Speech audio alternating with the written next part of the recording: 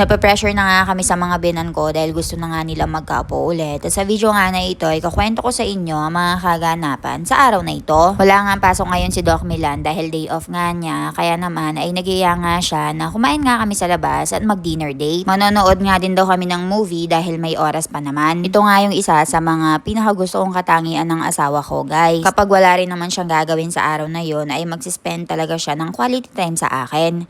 Alam niya kasi, guys, na every week ay araw-araw kaming nagtatrabaho, kaya naman kahit isang beses lang or kahit na isang oras lang ay kakain talaga kami sa labas or magbabanding.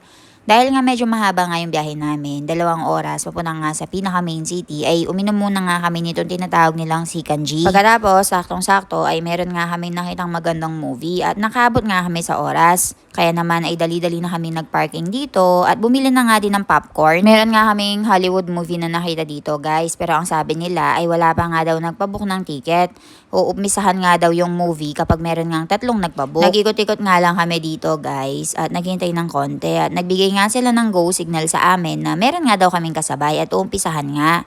So, ayun nga, guys, bumili nga ng popcorn si Doc Milan, and habang naghihintay nga kami na pag-uusapan namin na gusto na nga ng biyanan kong lalaki na sundan nga si Baby Ivan. Para nga daw habang tumatanda si Ivan ay meron nga siyang kalaro at hindi na nga din ako masyadong mag-a-adjust dahil alam ng biyanan ko kung gaano nga kahirap yung napagdaanan namin noong nagka-baby kami. Dahil nga for 7 generations nga ay isang lalaki nga lang yung nasa pamilya ni na Milan, kaya naman ay parang nafe-feel ko sa biyanan ko na gusto niya nga ng maraming anak na lalaki dahil na-feel niya nga daw kung gaano ka-lonely at parang wala siyang masasandalan sa oras ng pangangailangan. Tapos, guys, yung binan ko namang babae, parang gusto niya ng apong babae naman kasi nakita niya kung gaano kagulo kapag meron 2 anak na lalaki pagdating sa pag-aaway ng mga asawa ng mga anak nila.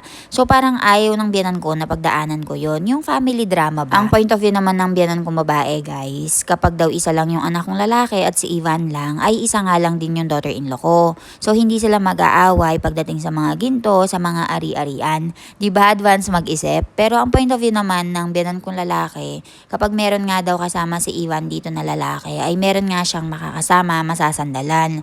Dahil kapag wala na nga daw sila, may kanya-kanyang buhay na yung mga tito at tita namin, eh may iwanan nga daw kami mag-isa sa India. And yung family ko kasi ay nasa Philippines.